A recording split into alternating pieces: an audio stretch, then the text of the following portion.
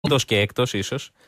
Ο κύριος Χρήστος Πύρτζης, πρόεδρος του Τεχνικού Επιμελητηρίου Ελλάδος, είναι στην τηλεφωνική μας γραμμή και θα μας βοηθήσει, ελπίζουμε, να ξεμπλέξουμε αυτό το κουβάρι. Κύριε Πύρτζη, καλή σας μέρα. Καλημέρα σας.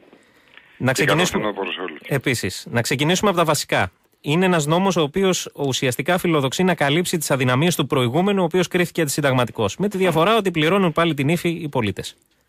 Ως συνήθως. Ναι. Και οι μηχανικοί βεβαίως, διότι δεν είναι μόνο οι βασικοί νόμοι που ψηφίζονται από το Κοινοβούλιο, είναι ότι στο ενδιάμεσο ψηφίζονται πάρα πολλές αλλαγές, δεκάδες αλλαγές, που πρέπει να εφαρμοστούν και στο ηλεκτρονικό σύστημα, να ενημερωθούν και οι μηχανικοί και οι πολίτες. Και δεν φτάνει αυτό, προβλέπονται δεκάδες επίσης κανονιστικές διατάξεις, δηλαδή προεδρικά διατάγματα και υπουργικές αποφάσεις, που συνήθως οι κυβερνήσεις δεν εκδίδουν. Ναι. Παρότι έχουμε κάνει πολύ μεγάλη προσπάθεια, να σας πω χαρακτηριστικά στους προηγούμενους νόμους, προβλέπεται τόσο η έκδοση του προεδρικού διατάγματος για την ηλεκτρονική ταυτότητα των κτηρίων. 2,5 χρόνια πριν στείλαμε το σχέδιο, το γράψαμε εμείς, επειδή το Υπουργείο φαντάζομαι ότι θα έχει πάρα πολλή δουλειά. Βγήκε σε διαβούλευση μόνο για τα νέα κτίρια, όχι για τα παλιά. Δυστυχώς ακόμη δεν έχει εκδοθεί το προεδρικό διάταγμα. Ναι. Ή βγάλαμε την υπουργική απόφαση, όχι ως υπουργική απόφαση, ως τεχνική οδηγία για τους ελέγχους της τροτότητας, της στατικότητας δηλαδή των κτίριων, ανακατηγορία κτίριο. Το ΙΠΚ δυστυχώς 2 χρόνια τώρα, 2,5, παρότι οι μηχανικοί το εφαρμόζουν, δεν έχει εκδώσει την υπουργική απόφαση. Να δούμε λοιπόν τα πρακτικά ζητήματα. Τα πρακτικά ζητήματα έχουν να κάνουν με το ποιοι εντάσσονται σε αυτό το νόμο, ποια ακίνητα εντάσσονται σε αυτό τον καινούριο νόμο. Τα ακίνητα που εντάσσονται είναι τα ακίνητα που εντασσόταν και στον προηγούμενο νόμο. Δηλαδή, όλα τα ακίνητα. Πόσοι νόμοι χρειάζονται για να ενταχθούν ακίνητα? Είναι λίγο κομικοτραγικό, κύριε Σπίριτη, πραγματικά. Δυστυχώς είναι κομικοτραγικό. Εδώ φιλοδοξούσαμε στον προηγούμενο νόμο, και αυτό είχε δεσμευτική πολιτική ηγεσία, να μπει η κόκκινη γραμμή σχέση με την αυθαίρετη δόμηση. Όταν όμως η πολιτεία δεν ανταποκρίνεται στις δεσμεύσεις και σε αυτά που ορίζουν οι νόμοι που η ίδια ψηφίζει, και στο σχεδιασμό που πρέπει να έχει χώρα και στο σεβασμό των νόμων που η ίδια ψηφίζει, φτάνουμε εδώ που φτάνουμε συνεχώς. Δηλαδή μετακινείται η κόκκινη γραμμή αενάως στο μέλλον. Αενάως, όπως το είπατε. Άρα λοιπόν, όσοι εντάσσονταν στον περασμένο νόμο, όσοι δηλαδή έχουν αυθαίρετο που δεν το έχουν νομιμοποιήσει. Ναι, όχι, δεν είναι ακόμη χειρότερη η κατάσταση. Και όσοι έχουν κάνει αίτηση στον προηγούμενο νόμο και έχουν τακτοποιήσει. Αίτηση στους προηγούμενους νόμους πρέπει να επανυποβάλουν αίτηση τουλάχιστον. Γιατί? Για να είναι οι ίδιοι κατοχυρωμένοι σε σχέση με την ένταξη που είχαν κάνει, μιας και ο προηγούμενος νόμος βγήκε αντισταγματικός. Ποια είναι η λυπητερία όμως γι' αυτό? Γιατί φαντάζομαι ότι οι περισσότεροι αυτό τρέμουν. Από ό,τι γνωρίζουμε, περιμένουμε υπουργική απόφαση βέβαια να βγει. Προβλέπεται όμως στον νόμο ότι θα υπάρξει συμψηφισμός και δεν θα πληρώσουν νέα πρόστιμα. Ακόμα και για αυτούς που έχουν εξοφλήσει, δηλαδή το πρόστιμο που είχε επιβληθεί. Βεβαίως. Ναι. Αυτοί που εκκρεμούν δόσεις πρέπει να κάνουν επίσης αίτηση, ώστε να συνεχιστεί το υπόλοιπο των δόσεών τους, και σε πολλές περιπτώσεις μπορεί να είναι και μειωμένο αυτό το πρόστιμο, γιατί έχει και κάποια καλά ο νόμος, έτσι και οφείλουμε να τα λέμε. Δεν τους επιστρέφεται όμως η διαφορά, αν δεν κάνω λάθος? Σε κάποιον που έχει ολοκληρώσει, όχι. Ναι. Σε κάποιον που δεν έχει ενταχθεί ή είναι σε κρεμότητα. Γίνεται απλώς ο συμψηφισμός για όποιον έχει ενταχθεί. Αν το Υπουργείο Οικονομικών βέβαια συνενέσει, γιατί η κοινή υπουργική απόφαση είναι μεταξύ του ΙΠΚ και του Υπουργείου Οικονομικών, και εκεί δεν είμαστε αισιόδοξοι. Ναι. Όταν εμπλέκεται το Υπουργείο Οικονομικών γενικότερα. Είμαστε σίγουροι ότι αυτός ο καινούργιος νόμος είναι συνταγματικός? Να σας πω, εμείς τα είπαμε και στη Βουλή, είμαστε πολύ απεσιόδοξοι ότι θα είναι συνταγματικός ο νέος νόμος.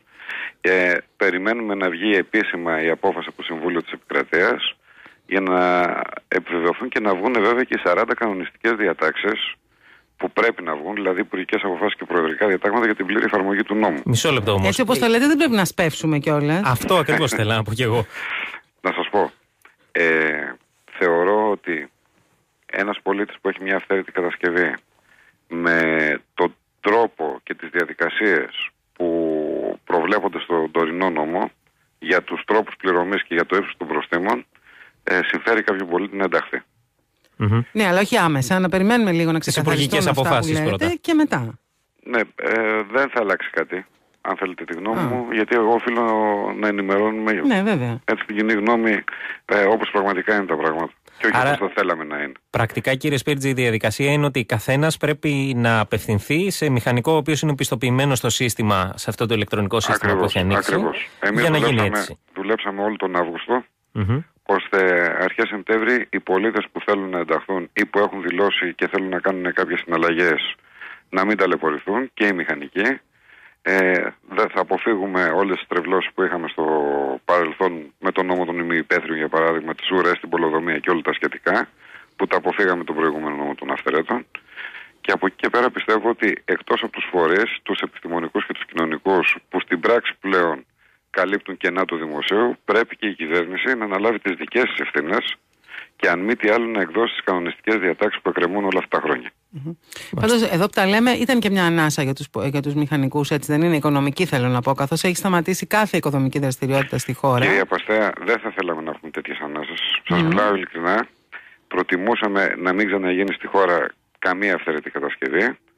Είμαστε έτοιμοι, γιατί το ετοιμάζουμε εδώ και 1,5 χρόνο περίπου, τον Οκτώβριο να δώσουμε στους πολίτες και στους μηχανικούς το ηλεκτρονικό σύστημα για τις πολεοδομίες, να σταματήσουν οι στρεβλώσεις που ζούμε όλα αυτά τα χρόνια εκεί. Δεν έχουμε ανταπόκριση, πραγματικά σας μιλάω από το πολιτικό σύστημα, για να εντάξουμε στις ίδιες διαδικασίες όλες τις αδειοδοτήσεις. Είτε αυτά είναι για τα περιβαλλοντολογικούς όρους, είτε είναι για τα ξενοδοχεία, είτε για τα δασαρχεία, είτε για αδειοδοτήσεις, ας πούμε, επιμέρους για την αρχαιολογία, που έχουμε πολύ μεγάλες καθυστερήσεις. Αν μη τι άλλο, έτσι, για να πούμε και χειρότερα πράγματα. Ναι, καταπληκτικό θεσμικό πλαίσιο για κάποιον που θέλει να επενδύσει, επειδή είναι της μόδας οι επενδύσεις που θέλουμε να φέρουμε στην Ελλάδα. Αυτά είναι ανέκδοτα.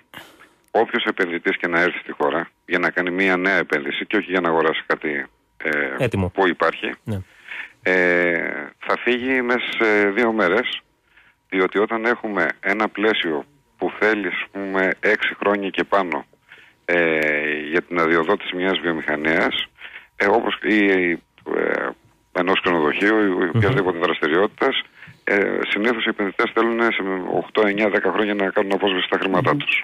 Κύριε Σπίρτζη, θέλω λίγο την προσωπική σας άποψη. Αυτή είναι η τελευταία ευκαιρία που έχουμε να νομιμοποιήσουμε ένα αυθαίρετο? Γιατί μέχρι τώρα είχαμε καμιά 20 τελευταίες ευκαιρίες. Κυρία Παστέα, η φερεγγιότητα της πολιτείας πλέον γνωρίζετε πάρα πολύ καλά ότι δεν είναι αυτή που θα θέλαμε να είναι. Είστε ευγενικός. Ναι, προσπαθώ να είμαι. Δεν είμαι πάντα ευγενικός. Πιστεύω λοιπόν ότι αν βγουν οι υπουργικές αποφάσεις και τα προεδρικά διατάγματα,